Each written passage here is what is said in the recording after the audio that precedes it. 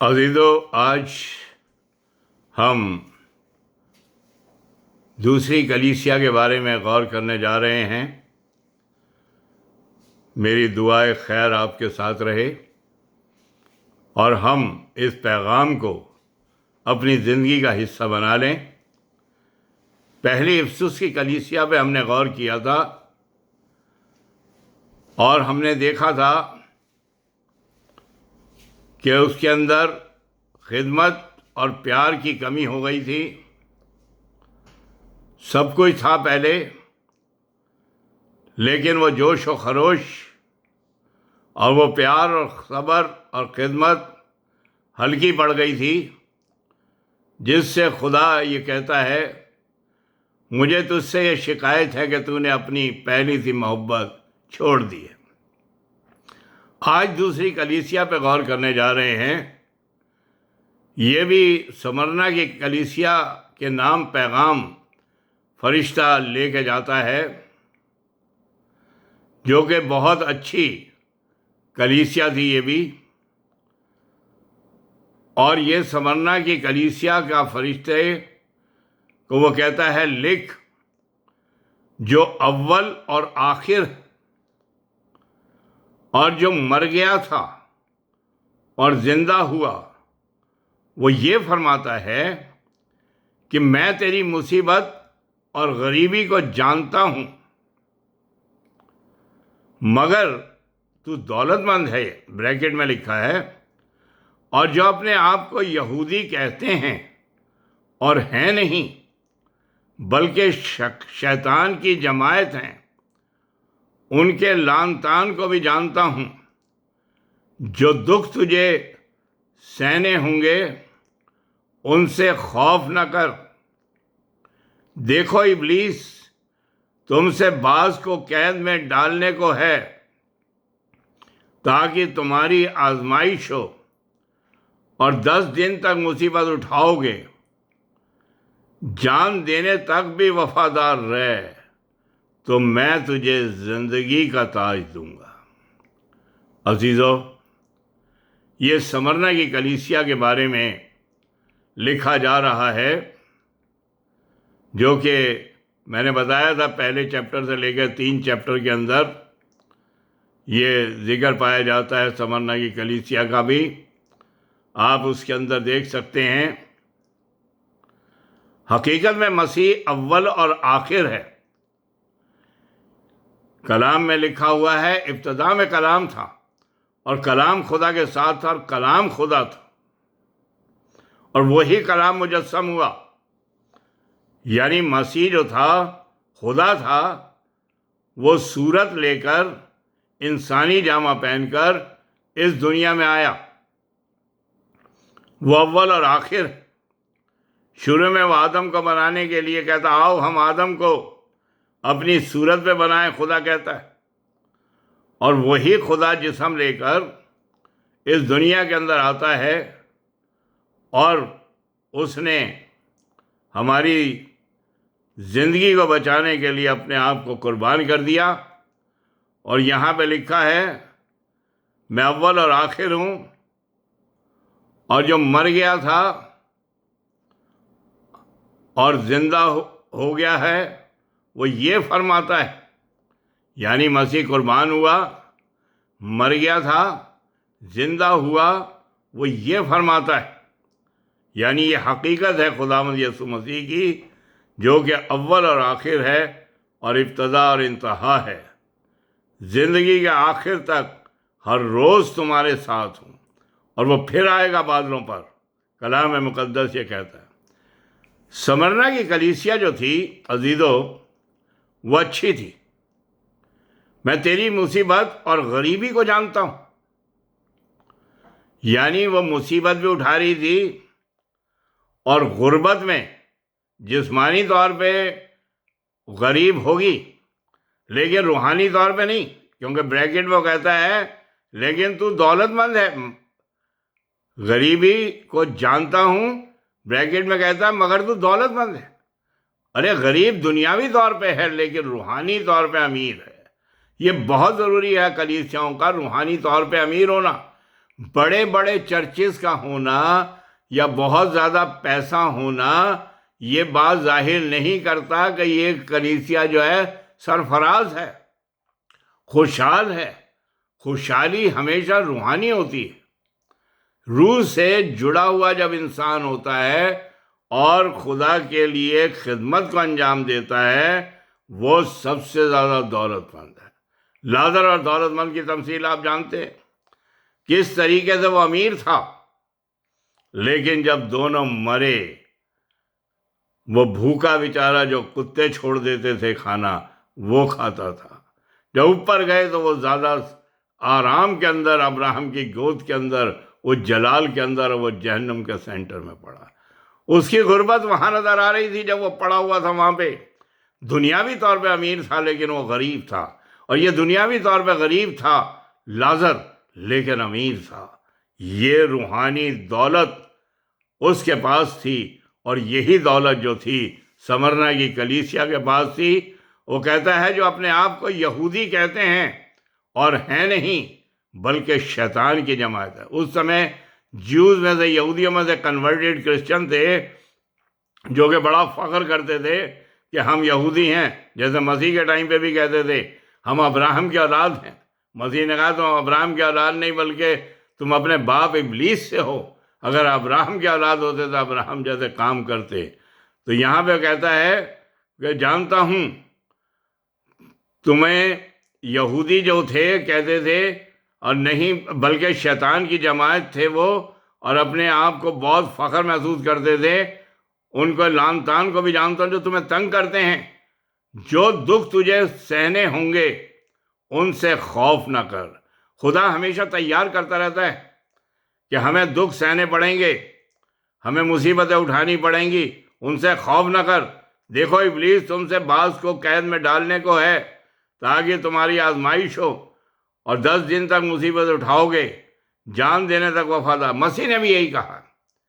دیکھیے کلام کے اندر آپ دیکھتے ہیں متی 24 کے اندر، لوکا 21 کے اندر، اور مرکز 13 کے اندر، وہاں پہ الگ الگ پیشن گوئیوں کے اندر مسیح نے یہی کہا ہے کہ آخر میں تمہیں قید خانے کے حوالے کریں گے، لوگ تمہیں مروا دیں گے، لیکن اپنے آپ کو ایمان سے بچائے رکھنا، اور تم جو ہو اپنی نگاہیں اوپر اٹھا لینا، کوئی پریشانی تمہیں نہیں ہوگی، اور جان دینے تک وفادار رہے تو میں تجھے زندگی کا تاج دوں گا۔ یہاں پر کلام جو ہے فرشتے کے ذریعے سے خدا کر رہا ہے، مسیح وہی پیغام پہنچا رہا ہے جو کہ مر گیا تھا، جی اٹھا، اور عبدالآباد زندہ ہے۔ وہی شاگردوں کو بھی یہی بات کہتا ہے اپنے جانے سے پہلے، اور آخری ٹائم کے اندر یہ بتاتا ہے۔ حقیقت میں مسیح اول اور آخر ہے عزیزو۔ یہ جیسے ہم نے دیکھا سمرنا کی کلیسیا اچھی تھی۔ میں تیری مصیبت اور غریبی کو جانتا ہوں، دنیاوی طور پر غریب ہے لیکن روحانی دولت سے بھری ہوئی ہے، لیکن کلیسیا میں کچھ ایسے تھے جو یہودیوں سے کنورٹ ہو کے آئے تھے، لیکن وہ شیطان کی جماعت، مطلب کلیسیا کے اندر بدعتیں پھیلانے والے اور برائی کی جڑ جو تھیں، جیسے برے بیج بونے والا جو بیج بو گیا اس کے ساتھ اور جو ہے غلط بیج بو گیا، اور وہ بڑے کالے بیج بھی بڑے، تو یہ جو ہے بیج شیطان بو دیتا ہے۔ تو وہاں پہ برے لوگ بھی جو تھے اس کلیسیا کے اندر آ گئے تھے۔ مسیح کہتا ہے تم اپنے باپ ابلیس سے ہونے بتا دیا تھا جو تمہیں لان تان کرتے ہیں۔ خدا کی کلیسیا کا پرسیکیوشن آج بھی ہو رہا ہے، ڈرنا مت، ایسا ہوگا، اس سمے بھی ہمارے ساتھ ایسا ہوگا۔ یاد رکھیے اس بات کو کہ اس دور کے اندر ہی نہیں، یا اس ٹائم پہ ہی نہیں، سمرنا کی کلیسیا کے نہیں، مسیح کے ٹائم پہ ہی نہیں، بلکہ آج بھی یہی پیغام جو ہے ہمارے لیے ہے، اور تمہیں قید خانے کے حوالے کریں گے، مار ڈالیں گے، جان دینے تک وفادار رہے تو میں تجھے زندگی کا تاج دوں گا۔ دیکھیے ایک اور بات اس کے اندر مین نکل کر آ رہی ہے، خدا فنیشنگ ٹچ جو ہے وہ اچھا چاہتا ہے۔ پطرس اور شاگرد جو تھے ہمیشہ خدا کے ساتھ ساتھ آگے آگے بڑھ کے چلتے تھے۔ پطرس بار بار کہتا ہے جب مسیح اپنے کو قربان ہونے کے بارے میں بتاتا ہے کہ میں ایسے غیر قوموں کے حوالے کرا جاؤں گا اور قربان کیا جاؤں گا، مارا جاؤں گا، دفن کیا جاؤں گا، یہ سارا بتاتا ہے۔ پطرس کہتا ہے اگر مجھے تیرے لیے مرنا بھی پڑے تو میں تیار ہوں، میں تیرے لیے جان دینے کے لیے بھی تیار ہوں۔ لیکن آپ دیکھتے ہو جب جان دینے کا وقت آیا تو پطرس سب سے پہلے وہاں سے بھاگا، سارے شاگرد بھاگ گئے۔ خدا کو یہ پسند نہیں ہے، خدا کو فنیشنگ ٹچ اچھا لگتا ہے کہ جان دینے تک، آخری سانس تک میرے لائل رہو، میرے خدمت میں رہو۔ جیسے صدرک میثاق ابدنجو، نبوکدنضر نے کہا دیکھو بیبیلون کے بادشاہ، دیکھو اس سمے جو ہے 7 گنا آگ بڑھا دی گئی ہے، اگر ابھی بھی تم جھک کے میرے آگے سلام کر دو، میرے بت کے آگے، تو تمہیں جو ہے آگ میں نہیں ڈالا جائے گا۔ اس نے کہا بادشاہ ہم جو کہہ چکے سو کہہ چکے۔ انہوں نے 7 گنا آگ کر دی اور تینوں کو اٹھا کے ڈال دیا۔ ڈالنے والے جل گئے لیکن وہ ان کا کچھ نہیں بگڑا، آخر تک وہ تیار رہے، جان دینے تک وفادار رہا۔